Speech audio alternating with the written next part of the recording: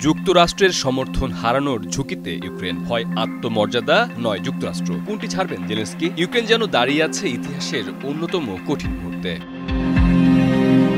রাশিয়ার সাথে যুদ্ধ সমাপ্তি নিয়ে হোয়াইট হাউসের একটি পরিকল্পনার জেরে কিয়েভ মার্কিন সমর্থন হারানোর ঝুঁকিতে পড়তে পারে বলে সতর্ক করেছেন ইউক্রেনের প্রেসিডেন্ট ভলোদিমির জেলেনস্কি। শুক্রবার জাতির উদ্দেশ্যে দেয়া এক ভাষণে জেলেনস্কি বলেন, ইউক্রেন হয়তো অত্যন্ত কঠিন এক পরিস্থিতির মুখোমুখি হতে যাচ্ছে। হয় আত্মমর্যাদা বিসর্জন দেওয়া অথবা গুরুত্বপূর্ণ এক মিত্রকে হারানোর ঝুঁকি নেওয়া। আজকের দিনটি আমাদের ইতিহাসের অন্যতম কঠিন মুহূর্ত।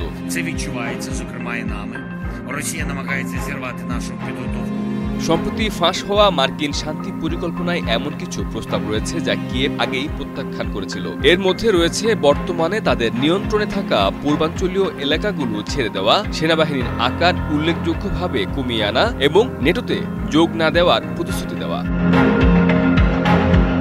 শুক্রবার এক বৈঠকে পুতিন জানান, মস্কো এই পরিকল্পনাটি হাতে পেয়েছে, তবে ক্রেমলিনের সঙ্গে এ নিয়ে বিস্তারিত কোনো আলোচনা হয়নি। তিনি বলেন, রাশিয়া নমনীয়তা দেখাতে ইচ্ছুক, তবে লড়াই চালিয়ে যেতেও তারা প্রস্তুত। বাছাইকৃত কাঁচামাল ও স্বয়ংক্রিয় ইউরোপিয়ান মেশিনে তৈরি হয় all time honeycomb, all time healthy life. দিনের পরবর্তী সময়ে মার্কিন প্রেসিডেন্ট ডোনাল্ড ট্রাম্প মন্তব্য করেন যে জেলেনস্কিকে এই পরিকল্পনাটি পছন্দ করতেই হবে। তিনি আরও যোগ করেন, অন্যথায় ইউক্রেন ও রাশিয়া যুদ্ধ চালিয়ে যাবে।